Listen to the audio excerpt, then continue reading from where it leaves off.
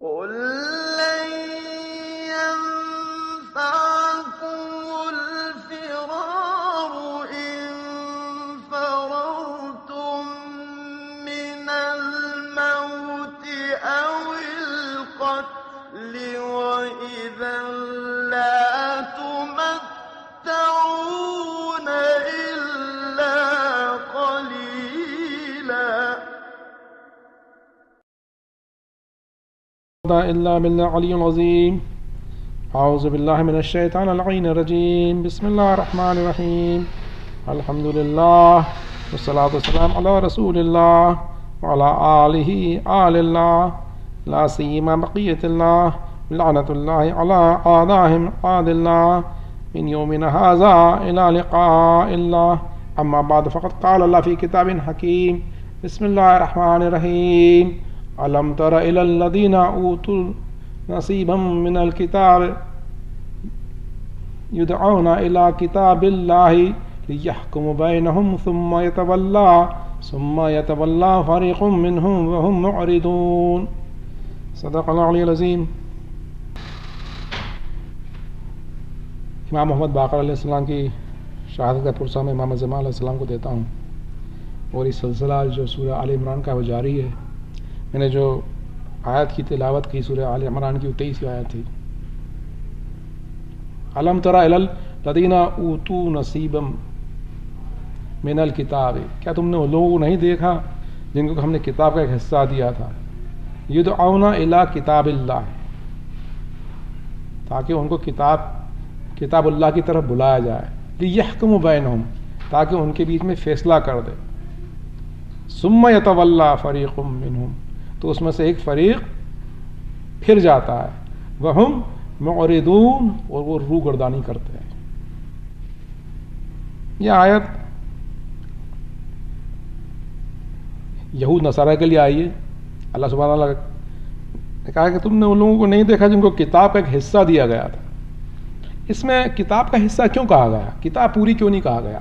میزان میں بیان ہے کہ چونکہ یہ جن کے پاس جو کتاب ہے وہ پوری کتاب نہیں ہے، اس میں کافی پھیر بدل ہوا ہے، تو اللہ سبحانہ وتعالیٰ نے پوری کتاب نہیں کہا. اوتو نصیبا من الکتاب، کتاب کا ایک حصہ کہا اسے.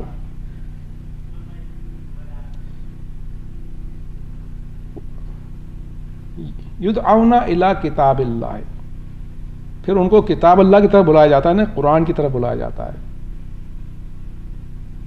لیحکم بینہم، تاکہ ان کے بیچ میں فیصلہ کیا جائے. ثم یتولی فریق منہم، تو اس میں سے ایک فریق پھر جاتا ہے. وہم معرضون، اور وہ روگردانی کرتے ہیں. یہود و نصارہ کو جنہوں نے صرف کتاب کا ایک حصہ لیا تھا، جب ان کو دین اسلام کی طرف، کتاب کی طرف، قرآن حکیم کی طرف بلایا جاتا ہے تو وہ پھر جاتے ہیں اور وہ روگردانی کرتے ہیں.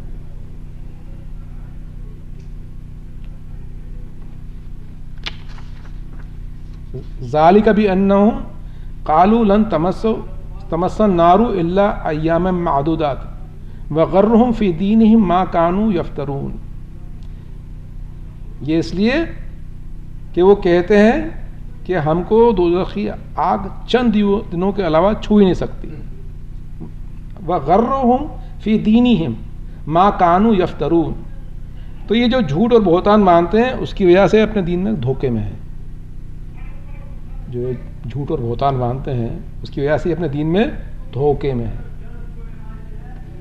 یہ دونوں آیتوں کو ملا لیں. غرہم فی دینہم، اپنے دین میں دھوکے میں، ما کانوا یفترون، جو کہ وہ جھوٹ بہتان مانتے تھے. تو اپنے آپ کو دھوکہ کیسے دیتے ہیں؟ کوئی آدمی کیا اپنے آپ کو دھوکہ دے سکتا ہے کیا؟ اللہ سبحانہ نے کہا کہ اپنے آپ کو دھوکے میں دیتے ہیں. کوئی بھی نہیں چاہتا کہ اپنے آپ کو میں دھوکہ دوں. تو میزان نے بہت خوبصورت سمجھایا ہے اس کو کہ ایک تو انہوں نے کتاب کا کچھ حصہ لیا، پورا نہیں لیا. جب بلایا کتاب اللہ کی طرف تو پھر گئے. وہ کہنے لگے کہ ہم کو دوزخ کی آگ چند دنوں کے سوا کوئی چھو نہیں سکتی ہے. اور ان کو جو انہوں نے جھوٹ بولا دین کے بارے میں، اس سے اپنے آپ کو دھوکے میں رکھا. اپنے آپ کو انسان کیسے دھوکے میں رکھتا ہے یہ بات سمجھ میں نہیں آتی. تو میزان نے کہا کہ دھوکے میں ان کے بزرگوں نے رکھا تھا. چونکہ انہوں نے بزرگوں کی پیروی کری تو یہ بھی دھوکے میں آ گئے. بزرگوں نے اپنے آپ کو دھوکے میں کیوں رکھا تھا؟ ہر آدمی اپنے آپ کو دھوکے میں نہیں رکھنا چاہے گا. تو کہا کہ انسان نے بڑی اچھی مثال دی، جیسے کہ کوئی ہوتا ہے ڈرگ ایڈکٹ یا کوئی ہوتا ہے اسموکر. اس کو معلوم ہے کہ اس کے لیے شراب یا ایڈکشن صحیح نہیں ہے، لیکن اس کی عادتیں اتنی بری پڑ جاتی ہیں کہ وہ مجبوراً وہ ایسی حرکتیں کرتا ہے. یہ جو اہل کتاب تھے اور جو اہل کتاب ہیں، ان کی جو سائیک ہے، ان کی جو نفسیات ہے اتنی خراب ہے ایک ایڈکٹ کی طرح کہ ان میں حسد، خود پسندی اور تکبر اس قدر بیٹھا ہوا تھا اور بیٹھا ہوا ہے کہ حق کو پہچاننے کے بعد بھی اس سے دور ہٹتے ہیں مجبوراً. ان کے نفس نے ان پہ اتنا قابو کیا ہوا ہے کہ معلوم ہے پھر بھی اپنے آپ کو دھوکہ دیتے ہیں، اسی طریقے سے جس طرح سے کہ ایک ایڈکٹ اپنا کو دھوکہ دیتا ہے. کیونکہ انہوں نے جو جھوٹ بہتان باندھا اور حق کو پہچاننے کے بعد جھٹلایا، کیونکہ ان میں جو تکبر تھا کہ یہ جو بنی اسرائیل ہم ہی بہتر ہیں اور قریش کے پاس دین کہاں سے آ گیا، تو یہ تکبر اور حسد اس کی وجہ سے انہوں نے اپنے آپ کو دھوکے میں ڈال دیا. اس کے بارے میں اور تفاسیر ہیں. اس آیت کے بارے میں جو تفسیر نور میں بیان کیا گیا ہے کہ یہود میں ایک مرد اور ایک عورت نے زنا کیا. جب زنا کیا تو معلوم پڑا کہ تورات کے حساب سے ان کے اوپر اسٹوننگ پتھر ضروری تھے، پتھر مارنا. تو وہ رسول اکرم کے پاس سوچا کہ شاید قرآن میں کچھ الگ ہوگا، تو رسول اکرم نے کہا کہ تم کو پتھر ہی مارے جائیں گے. تو رسول اکرم نے بھی کہا کہ اسلام میں بھی وہی حکم ہے جو تورات میں. ایک یہ روایت ہے کہ جب اس آیت کے ذیل میں کہ یہ جب الم تر الی الذین اوتوا نصیبا یدعون الی کتاب اللہ طرف بلایا جاتا ثم یتولی فریق منهم، اس میں ایک فریق پھر جاتا. تو جب کہا رسول اکرم نے ایسا تو پھر گئے، جب کہا رسول اکرم نے تو وہ پھر گئے. ایک روایت اور کیا ہے کہ رسول اکرم ایک بار یہود کے پاس گئے اور یہود سے کہا کہ تم دین اسلام لے آؤ. تو انہوں نے کہا کہ تم کون سے دین کی پیروی کرتے ہیں؟ تو کہا کہ میں تو حضرت ابراہیم کے دین کی پیروی کرتا ہوں. تو یہود نے کہا کہ ابراہیم تو یہود تھے، کیا ابراہیم تو یہود تھے؟ تو رسول اکرم نے کہا کہ تم تورات لاؤ، میں تورات سے فیصلہ کرتا ہوں اس بات کا. تو انہوں نے کہا نہیں آپ رہنے دیں. یہ بھی ایک روایت ہے آیت کے بارے میں. ایک درود پڑھ دیں، اللہم صلی علی محمد وعلی محمد.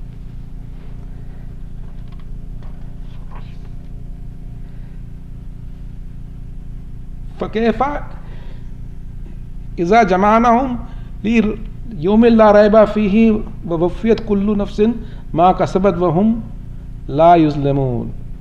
تو بھلا اس وقت کیا ہوگا جب ہم ہر شخص کو اس دن جمع کریں گے جس میں کوئی شک نہیں، اور جو کچھ انہوں نے کیا ہوگا ان کو پورا حساب دے دیا جائے گا اور ان پر ذرا بھی ظلم نہ کیا جائے گا. تو اللہ سبحانہ تعالیٰ اسی آیت کے ذیل میں ڈرا رہا ہے کہ دیکھو تم یہ حرکتیں کر رہے ہو لیکن ہونے کے کیا ہے، تم نے دین کو جھٹلایا، حق سے منہ موڑا.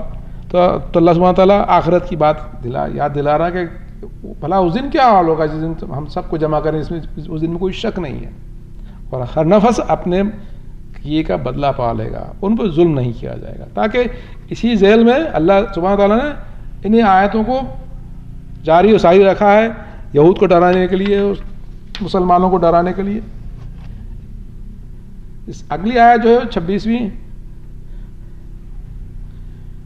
قل اللہم مالک الملک تؤتی الملک من تشاء وتنزع الملک ممن تشاء تعز من تشاء وتذل من تشاء بیدک الخیر انک علی کل شیء قدیر. کہو اے خدا بادشاہی کے مالک، تو جس کو چاہے بادشاہی بخشے، جس سے تو چاہے بادشاہی چھین لے، جس کو تو چاہے عزت دے، جس کو تو چاہے ذلیل کرے.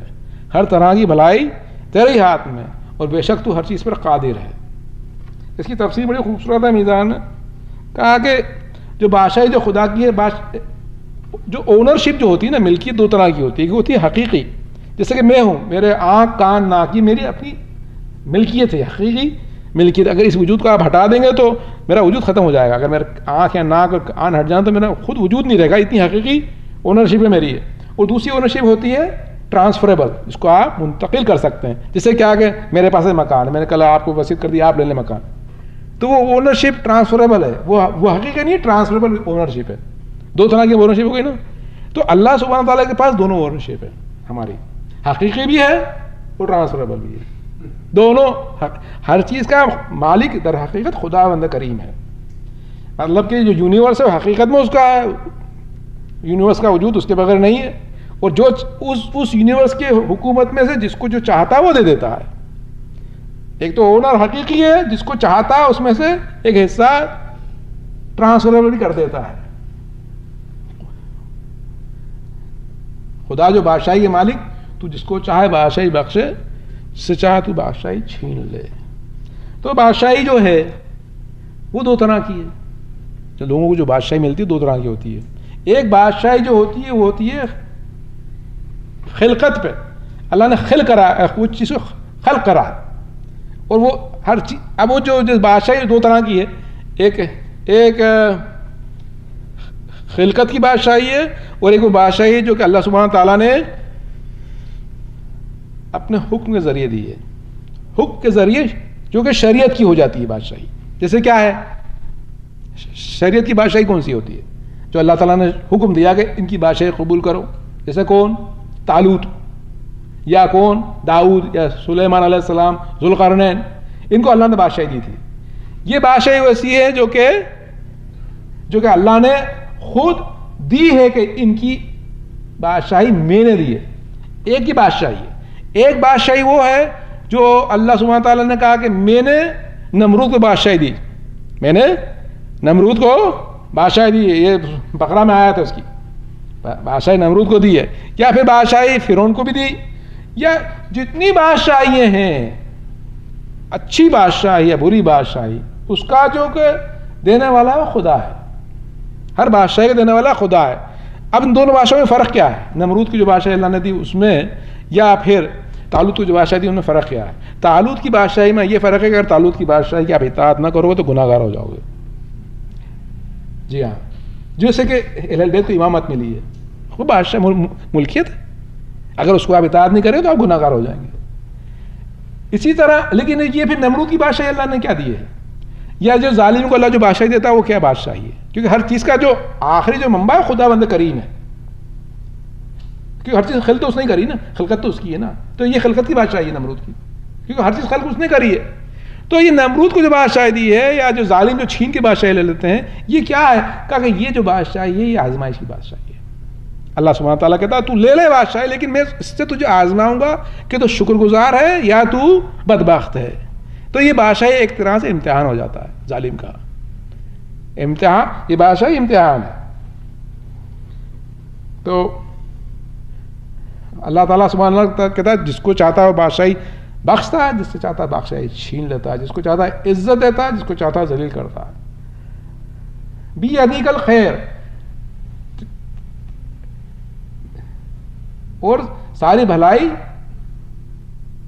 تیرے ہی ہاتھ میں. خیر سے مراد کیا ہے؟ خیر سے ہر طرح کی بھلائی کو خیر کہتے ہیں. خیر کی جو میزان نے کہا، خیر اس کو بھی کہتے ہیں کہ جو چیز چنندہ ہو، جو چیز اللہ نے چنی ہو اچھائی کے لیے، اس کو بھی خیر کہتے ہیں. جو چیز اللہ نے چن کے دی ہو، وہ اس چنندہ چیز کو خیر کہتے ہیں جو کہ اچھی ہو ہر طرح کی. تو جتنی بھی بھلائی آپ کائنات میں دے رہے ہیں سب خدا کی طرف سے. جتنی اچھائیاں سب خدا کی طرف سے، ساری نعمتیں خدا کی طرف سے. انکا علی کل، بے شک تو ہر چیز پر قادر ہے. تولج اللیل فی النہار وتولج النہار فی اللیل وتخرج الحی من المیت وتخرج المیت من الحی وترزق من تشاء بغیر حساب. تو ہی رات سے دن کو داخل کرتا ہے اور تو ہی رات سے دن کو داخل کرتا ہے. تو ہی مردے سے زندہ کو نکالتا ہے اور تو تو ہی زندہ سے مردہ کو نکالتا ہے. وہ جس کو تو چاہتا ہے بے حساب رزق دیتا ہے. یہ آیت جو ہے یہ آیت سمجھنے کے لیے آسان ہے کہ رات و دن کی پھیر اللہ ہی کرتا ہے. تو ہی رات سے دن کو نکالتا ہے اور تو ہی رات سے دن کو نکالتا ہے. جتنے بھی ہم مومنٹس دیکھ رہے ہیں سب اللہ سبحانہ تعالیٰ کی طرف سے ہیں. یہ جو 2 آیتیں جو پہلے تھیں کہ جس کو تو بادشاہ چاہے دے, جس سے چاہے تو بادشاہ چھین لے, جس کو چاہے تو عزت دے, جس کو چاہے تو ذلیل کرے, اسی طریقے سے یہ جو آیتیں ہیں تو ہی رات سے دن کو نکالتا ہے, تو ہی دن کو رات سے نکالتا ہے, اور تو ہی جس کو چاہتا ہے مردہ سے زندہ کرتا ہے, جس کو چاہتا ہے زندہ سے مردہ کرتا ہے. یہ آیتیں ملتی جلتی ہیں. میزان نے کہا یہ آیتیں ملتی جلتی ہیں. بادشاہی دینا, عزت دینا ایک طرف ہے, اسی طریقے سے رات سے دن کو جانا بھی ایک طرف ہے, اور اسی طریقے سے زندہ کو موت سے زندہ کرنا بھی ایک طرف ہے. موت سے زندہ کرنا بھی اسی طریقے کا ہے. جس طرح سے عزت دینا بھی ایک طریقے سے, اور اسی طریقے سے مردے سے زندہ کو کرنا بھی ایک طرح کی ایک سملرٹی ہے. یہ ملتی جلتی آیت ہے.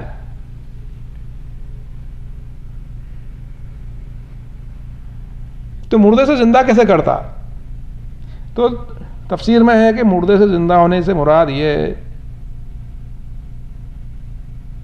کہ جس کو چاہتا ہے, جس سے کہ مردہ زمین سے آپ سبزہ نکلتا ہے وہ مردے سے زندہ ہونا ہے, مردہ زمین سے سبزہ نکلتا ہے وہ مردے سے زندہ ہونا ہے. ایک آدمی با حیات ہے وہ انتقال کر جاتا ہے وہ زندہ سے مردہ ہونا ہے. دوسرا کیا ہے؟ مردے سے زندہ کو نکالتا, زندہ سے مردہ سے کی مراد یہ بھی ہے کہ کافر سے کہ نطفے سے مومن کو پیدا کرتا ہے, مطلب مردے سے زندہ کو نکالتا ہے, اور مومن کے نطفے سے کافر کو نکالتا ہے, یعنی زندہ سے مردہ کرتا ہے. اس سے یہ بھی مراد ہے, کیونکہ کافر ہے مردہ ہے, مومن جو ہے وہ زندہ ہے. وہ ترزقو من تشاء بغیر حساب, وہ جس کو چاہتا ہے بے شمار رزق دیتا ہے. تو یہ رزق کیا ہے؟ رزق سے مراد یہ کہ جتنی بھی بھلائی خدا کی طرف سے سب رزق ہے. جتنی بھلائی ہے, جسے روشنی آ رہی ہے, ہوا آ رہی ہے, یا کھانا آ رہا ہے, یا علم ہے, جتنی بھی بھلائی ہے وہ سب خدا کی طرف سے رزق کہلاتا ہے. جتنی بھی خیر ہے سب رزق ہے. صرف کھانا کھانے رزق نہیں ہے, ابھی ہوا آ رہی ہے رزق ہے, پانی پی رہے ہیں رزق ہے, یا آپ اسے علم سیکھ رہے ہیں یہ رزق ہے, روحانیت سیکھ رہے ہیں یہ رزق ہے, کچھ انٹلیکچوئل گروتھ ہو رہی ہے یہ رزق ہے. ہر جو چیز جو آپ کے لیے ضروری ہے آپ کی حیات کے لیے وہ رزق ہو جاتی ہے. تو اس میں کہا کہ بغیر حساب کیا ہے کہ اللہ تعالیٰ بے حساب رزق دیتا ہے, اس کا کوئی حساب نہیں. اس سے کیا مراد ہے؟ اس سے مراد یہ کہی گئی میزان میں کہ اللہ سبحانہ تعالیٰ جتنا رزق دیا ہے, یا کھانا دیا ہے یا پانی دیا ہے, ہم صرف اس کا شکر ادا کر سکتے ہیں, اس سے زیادہ ہم کچھ نہیں کر سکتے. تو ہم نے در حقیقت جو اس نے دیا ہم نے اس کا کچھ, اس سے کچھ ہم نے اس کو واپس نہیں دیا, اس نے اس کا ہم سے حساب نہیں مانگا. کیونکہ اگر کھانا پانی دیا اس نے ہم سے شکر ادا کر دیں, وہ شکر بھی اسی کی برکت سے, لیکن اس کا جواب تو نہیں ہوا نا. تو اللہ سبحانہ تعالیٰ نے کہا کہ یہ میں نے اپنے اوپر واجب کر دیا میں تمہیں رزق دوں, یہ میں نے اپنی طرف گفٹ دی ہے تمہیں, فری گفٹ. یہ میں نے اس کا کچھ تم سے حساب نہیں لیا کہ تم اس کا کچھ جواب دے نہیں سکتے, کیونکہ میں راضی کو میں نے اپنے اوپر ذمہ داری وارد کری ہے کہ میں تمہیں رزق دوں, اس لیے اس کو کہا بغیر حساب. جی ہاں, ایک درود پڑھ دیں, اللہم صلی علی محمد وعلی محمد. لا يتخذ المؤمنون الکافرین اولیاء من دون المؤمنین ومن یفعل ذلک فلیس من اللہ فی شیء الا ان تتقوا منہم تقا ویحذرکم اللہ نفسہ وإلی اللہ المصیر. مومنوں کو چاہیے کہ مومنوں کے سوا کافروں کو دوست نہ بنائے, اور جو کوئی ایسا کرے گا اس کا خدا سے کوئی سروکار نہیں, مگر اس صورت میں کہ ان سے بچاؤ کی صورت پیدا کر لیں, مگر اس صورت میں کہ ان سے بچاؤ کی صورت پیدا کر لیں. اور خدا اپنے آپ سے ڈراتا ہے, وہ خدا کی طرف ہی لوٹ کر جانا ہے. یہ آیت میں اللہ سبحانہ تعالیٰ نے کہا کہ لا يتخذ المؤمنون الکافرین اولیاء من دون المؤمنین، مومنوں چاہیے کہ مومنوں کے سوا کافروں کو اپنا دوست نہ بنائے، کیونکہ اگر آپ نے مومنوں کے سوا کافروں کو اگر دوست بنایا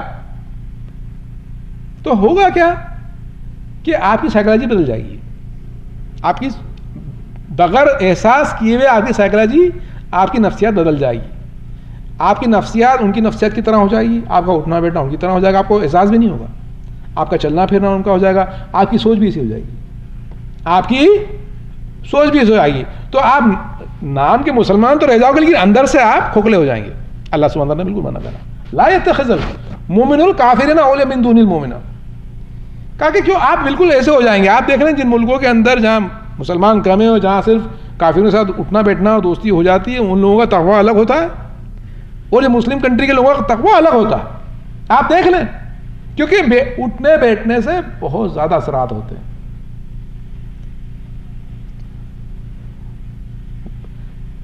وَمَن يَفْعَلْ ذَلِكَ فَلَيْسَ عَلَى اللَّهِ وَمَن يَفْعَلْ ذَلِكَ فَلَيْسَ مِنَ اللَّهِ فِي شَيْءٍ، اور جو کوئی ایسا کرے گا اس کا خدا سے کوئی سروکار نہیں۔ اس میں کہا کہ اللہ تعالیٰ نے کہا کہ جو کوئی ایسا کرے گا، اللہ سبحانہ نے کیا کہا کہ جو کوئی ایسا کرے گا، اللہ نے مومن لفظ استعمال نہیں کرا، پھر اس کے لیے اس برے کام کے لیے اللہ نے کہا مومن کا لفظ استعمال نہیں کروں گا۔ وہ میں یفعل ذالک، جو کوئی ایسا کام کرے گا، اللہ نے اس کام کو پھر بتایا تک نہیں کہ کتنا خراب کام ہے، اللہ کہا کہ جو کوئی ایسا کام کرے گا، جو کوئی مسلم مومن کا نام نہیں لیا پھر اس حرکت کے لیے، اور کہا کہ پھر اس بری حرکت کو دہرایا نہیں، کہا جو کوئی ایسا کام کرے گا اس کا خدا سے کوئی سروکار نہیں رہے گا۔ اتنا سخت معاملہ ہے کہ اگر آپ کافروں کو اولیاء بنا لیا، دوستی کر لی، آپ کی سوچ ان جیسی ہو گئی، خدا سے کوئی سروکار نہیں رہے گا۔ جب اللہ نے اتنی سخت بات کی تھی کہ اس کا جب خدا سے سروکار نہیں رہے گا تو آپ اور ہم سمجھ سکتے ہیں کہ اس کی عاقبت کیا ہوگی۔ الا ان تتقهم الا ان تتقوا منهم تقا، مگر یہ کہ ان سے بچاؤ کی صورت اختیار کر لے۔ تو یہ کیا ہے کہ بچاؤ کی، مگر یہ کہ بچاؤ کی صورت اختیار کر لے۔ اب ان سے، اس کا مطلب یہ ہے کہ یہ آیت ہے تقیہ پہ، الا ان تتقوا منهم تقا، مطلب کہ مگر ہی کہ ان سے بچاؤ کی صورت پیدا کر لینا، تقیہ میں ہو، آپ کی جان بچانا ہے، دین بچانا ہے، تو آپ ان سے اٹھنا بیٹھنا کر سکتے ہو اپنا دین چھپا کے، ورنہ آپ کو یہ جائز نہیں کہ آپ ان کے ساتھ بیٹھیں۔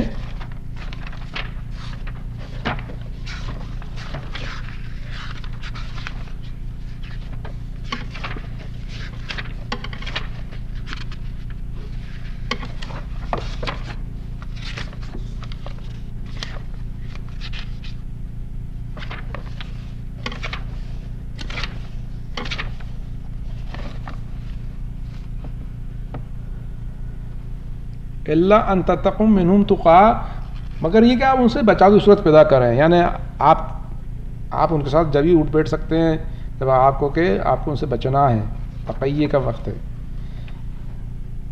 چھٹے امام کی حدیث ہے کہ رسول اکرم فرماتے ہیں کہ وہ شخص کا کوئی مذہب نہیں جو کہ تقیہ اختیار نہ کرے، تقیہ اتنا ضروری ہے۔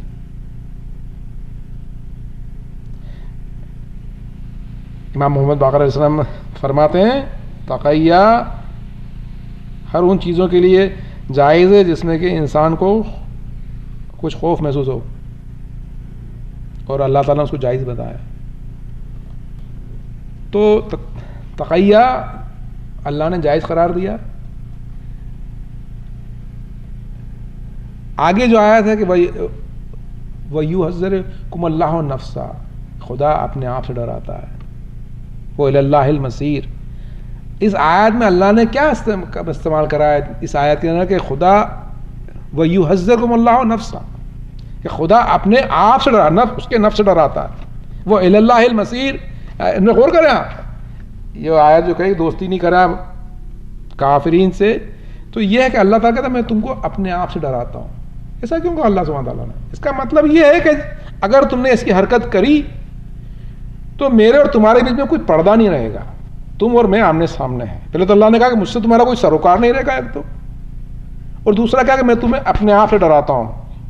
اللہ تعالیٰ نے صرف بندے کو اپنے سامنے لے آیا, اس میں اس نے سفارش کا بھی کوئی امکان نہیں رکھا. کہا کہ تو ہے اور میں ہوں بندے, اس میں سفارش کا کوئی امکان نہیں ہے. وَيُحَذِّرُكُمُ النَّفْسَ وَإِلَى اللَّهِ الْمَصِيرُ, اور تمہیں خدا کی طرف ہی لوٹ کے آنا. کہا کہ دیکھ بندے, میں تجھے اپنے آپ سے ڈراتا ہوں اور تو میری طرف ہی لوٹ کے آ رہا ہے. تو ہم کو اس بات کا بہت دھیان رکھنا, اس لیے ہم کو اتنی اسلامی انسٹیٹیوشن کی ضرورت ہے, اسلامی اسکول کھولنے کی ضرورت ہے, تاکہ ہم کافروں کے ساتھ اٹھیں بیٹھیں نہیں زیادہ. اس لیے وہ کیوں کہتے ہیں بھائی اسلامی اسکول کھولو, اسلامی معاشرہ قائم کرو ویسٹ کے اندر, کیونکہ ہمارے بچے اگر کافروں میں زیادہ اٹھیں گے بیٹھیں گے دوستی کریں گے تو وہ دین سے اپنے آپ دور ہو جائیں گے. اس لیے بہت ضروری کہ اسلامی معاشرہ قائم کیا جائے ویسٹ کے اندر یا آپ ہندو کنٹری میں کہیں بھی, وہ ضروری ہے, کیونکہ آپ کو معلوم نہیں پڑے گا آپ کا دین کہاں سے چلے گیا. ایک درود پڑھ دیں, اللہم صلی علی محمد وعلی. قل ان تخفوا ما فی صدورکم او تبدوه یعلم اللہ ویعلم ما فی السماوات ما فی الارض واللہ علی کل شیء قدیر. کہہ دو کہ تم اپنے دل میں کچھ چیز مخفی رکھو یا ظاہر کرو, خدا اس کو جانتا ہے. خدا آسمان و زمین کی ہر چیز سے واقف ہے اور خدا ہر چیز پر قادر ہے. یہ آیت کو اسی سلسلے کی آیتیں چل رہی ہیں. اگر آپ نے ان سے محبت رکھی, آپ ان سے اٹھے میلے, وہ اچھے لگنے لگے, تو اللہ کہتا کہہ دو کہ جو کچھ تم دل میں رکھتے ہو وہ میں اسے جانتا ہوں, جو ظاہر کرتے ہو وہ بھی جانتا ہوں. جو کچھ آسمان زمین میں خدا اس سے واقف ہے. واللہ علی کل شیء قدیر, بے شک خدا ہر چیز پر قادر ہے. ہم کو ڈرتے رہنا چاہیے کہ ہمارے دل میں کیا ہے. ہم کو ڈرنا چاہیے کہ ہمارے دل میں کس کی محبت ہے. کافروں کے اولیاء تو نہیں بن چکے ہم اپنے آپ, یا ہمارے دل میں خدا اور مومنین کی محبت ہے. یہ بات ہم کو سوچنا چاہیے. ابھی یہ آیتوں کا سلسلہ آگے چل رہا ہے, یہ آیتوں کا سلسلہ آگے جاری ہے, محبتوں کا اور محبتوں کا سلسلہ اور عداوتوں کا سلسلہ جاری ہے. آیت آگے چلیں گی, آپ درود پڑھ دیں. اللہم صلی علی محمد وعلی محمد. یوم تجد کل نفس ما عملت من خیر محضرا وما عملت من سوء تود لو ان بینہا و بینہ امدا بعیدا ویحذرکم اللہ نفسا واللہ رؤوف بالعباد. جس دن ہر نفس جو کچھ نے نیکی کی ہوگی اس کو بھی پالے گا, وہ برائی کو بھی پالے گا, اور آرزو کرے گا کہ اس میں اور اس میں, یعنی خود میں اور برائی میں ایک زمانے کی دوری ہوتی, ایک زمانے کی دوری ہوتی. اور خدا اپنے آپ سے ڈراتا ہے, وہ خدا بندوں پر بڑا شفقت کرنے والا ہے. یہ آیت چوتھے امام ہمیشہ خطبے میں پڑھا کرتے تھے جمعے کے. یہ آیت چوتھے امام جمعے خطبے میں پڑھا کرتے تھے.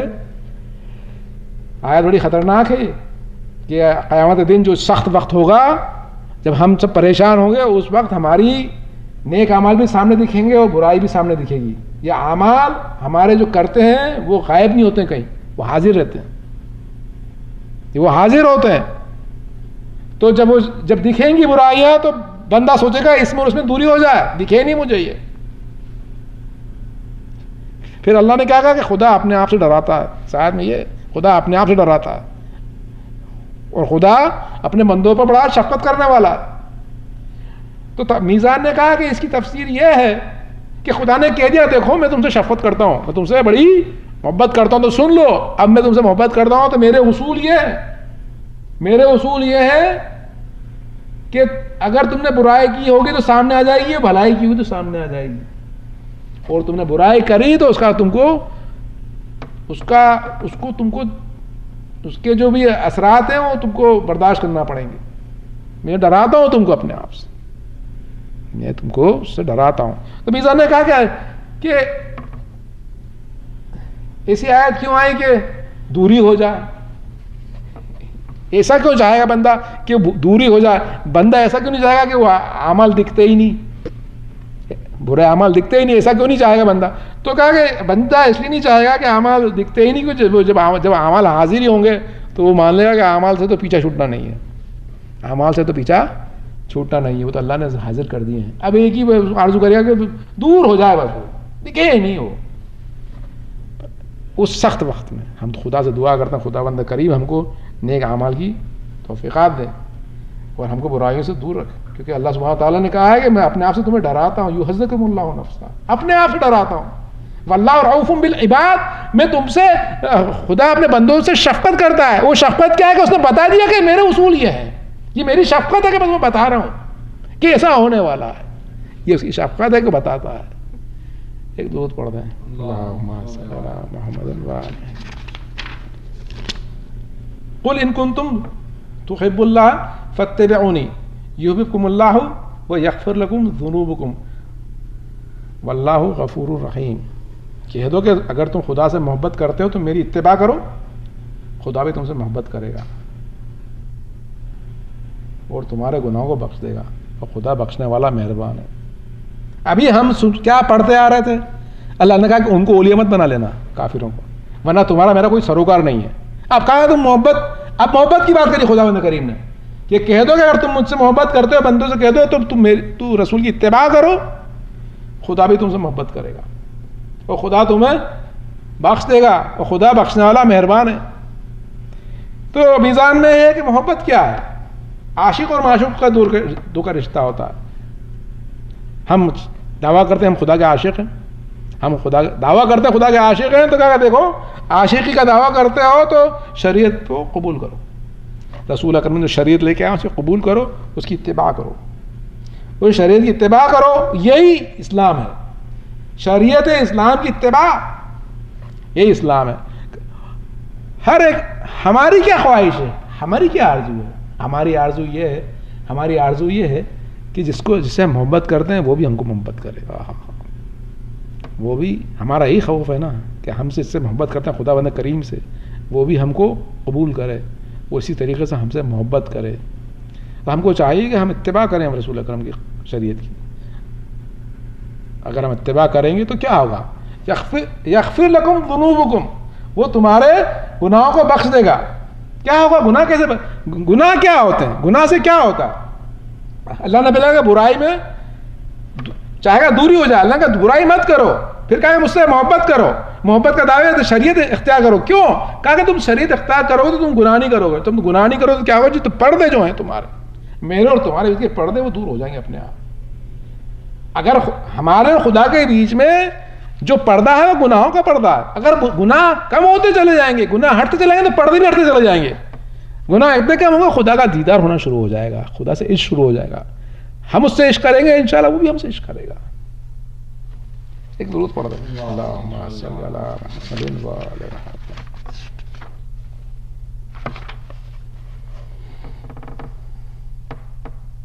رسول اکرم فرماتے ہیں کہ جو کوئی میری سنت سے کچھ کجی اختیار کرے تو وہ مجھ سے نہیں ہے. جو کوئی میری سنت سے کجی اختیار کرے، دوری اختیار کرے، وہ مجھ سے نہیں. ابھی ہم نہ پڑھیں.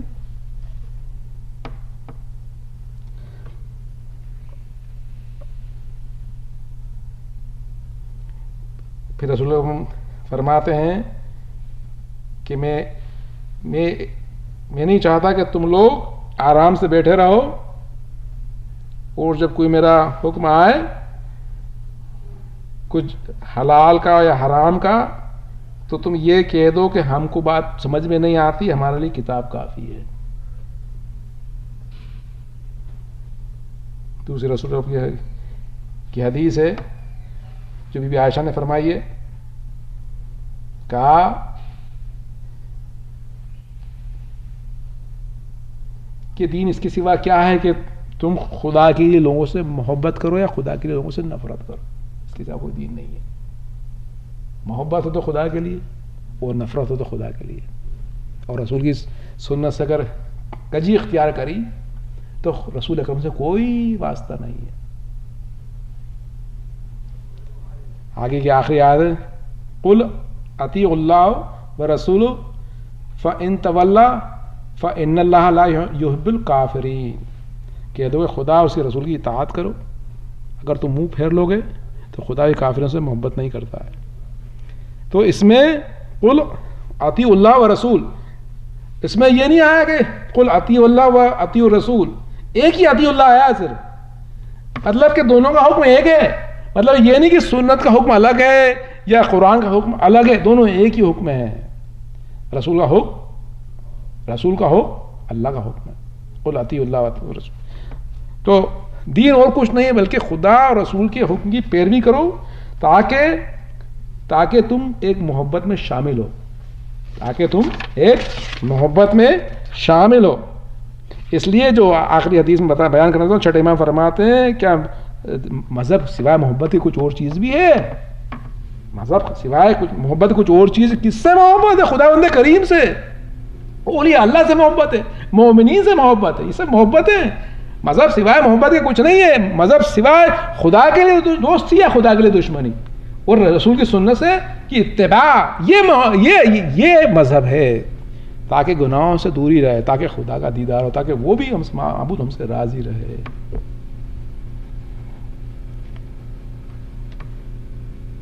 آج پانچویں امام کی شہادت ہم کی بھی مجلس ہے. پانچویں امام کی وہ شان ہے کہ جن کو سلام رسول اکرم نے جابر ابن عبداللہ انصاری کے ذریعے پہنچا ہوا ہے، جن کے بارے میں کہا تھا کہ یہ میرا بیٹا علم کو پھاڑے گا. مولا جا رہے تھے، ایک دن دھوپ میں تھے اور دو غلاموں کو کچھ کاموں کا حکم دے رہے تھے. تو ایک شخص آیا، اس نے سوچا یہ اچھا موقع ان کو پکڑنے کا، کہا کہ اپنے رسول اللہ آپ کہتے ہیں کہ آپ حق پہ ہیں، اس وقت آپ کی اگر موت ہوئی تو آپ کے ساتھ کیا ہونے والا؟ آپ تو دنیا کے کاموں میں لگے ہوئے ہیں. تو مولا نے پلٹ کے دونوں غلاموں کو ہٹایا، ہٹ جاؤ تم یہاں سے. وہ مولا سیدھے کھڑے ہوئے، کہا کہ اس وقت اگر میری موت ہو تو میں خدا کی اطاعت میں میری موت ہوگی، اور وہ حق موت ہے. یہ اہل بیت ہے. اہل بیت کی صداقت سے ظالم لوگ جل گئے اور حشام نے ان کو زہر دیا، وہ مولا کو شہید کرا. اور اسی طریقے سے ایک ظالم اور جلا تھا، یزید کا دربار ہے اور اہل بیت سامنے موجود ہیں. تو کیا کہتا ہے پلیت؟ یزید کہتا ہے کہ حسین ایسا کہا کرتے تھے کہ میرے نانا تیرے نانا سے بہتر ہے، میرا باپ تیرے باپ سے بہتر ہے، میری ماں تیری ماں سے بہتر ہے اور میں تجھ سے بہتر ہوں. تو یزید نے جواب دیا کہ جہاں تک حسین نے کہا کرتے تھے کہ میرا باپ تمہارے باپ سے بہتر ہے، تو میرے باپ کے بارے میں خدا نے فیصلہ کر دیا، معاذ اللہ، اور کہا کہ جہاں تک کہ ان کی ماں میری ماں سے بہتر تھی، تو کہا کہ حق کی قسم حسین کی ماں اس سے میری ماں سے بہتر تھی. پھر کہا کہ اگر وہ کہتے ہیں کہ میرے نانا تیرے نانا سے بہتر ہیں، تو یزید کہتا کہ اگر تم مسلمان ہو تو آپ کو یہ ایمان لانا پڑے گا کہ اس کے نانا میرے نانا سے بہتر تھے. تو کہا کہ جہاں تک حسین نے یہ کہا کہ میں تو اس سے بہتر ہوں، تو اس ظالم نے یہ آیت پڑھی، قل اللہم مالک الملک تؤتی الملک من تشاء وتنزع الملک ممن تشاء. اس ظالم نے یہ آیت پڑھی کہ جس کو چاہتا ہے وہ بادشاہی دیتا ہے، جس سے چاہتا ہے بادشاہی چھین لیتا ہے. دیکھیں اس کو کہتے ہیں کہ اگر بغیر اہل بیت غلام پڑھو گے تو جاہل ہو جاؤ گے. تو بی بی زینب نے پلٹ کے کہا، کہ آج تو نے ہم کو گرفتار کرا ہے اور سب دور سے ہم کو کاٹا ہے، تو نے ہم کو کاٹا ہے اور یہاں ہم کو گرفتار کرا ہے، اور تو یہ کہہ رہا ہے، تو یہ جو جس کو تو کہہ رہا ہے کہ بادشاہی جو تھی وہ اللہ نے تجھے دی، تو نے ہم سے بادشاہی چھینی ہے، یہ ہمارا حق تھا جو خدا نے ہم کو کیا تو نے چھینا ہے.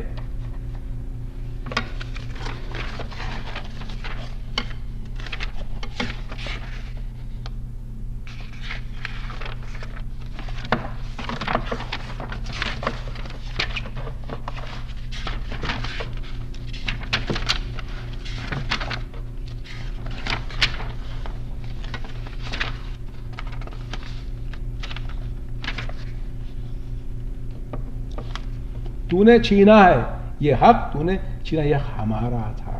پھر بی بی نے تیسرے سورے کی 178ویں آیت پڑھ کے سنائی، جس کا مفہوم یہ ہے، آیت پوری نہیں پڑھ رہا ہوں، اس کا مفہوم یہ ہے کہ دیکھو ہم ان ظالم کو مہلت دیتے جاتے ہیں تاکہ وہ اور گناہ کر لیں، تاکہ اور گناہ کر لیں، آخر میں ان کو ذلیل کرنے والا عذاب ملے گا۔ بی بی نے فرمایا کہ دیکھ یہ جو تجھے مہلت ملی ہے تو نے یہ چھینا ہے ہم سے، یہ بادشاہی ہماری تھی، تجھے ذلیل کرنے والا عذاب کی تو انتظار کر رہا ہے۔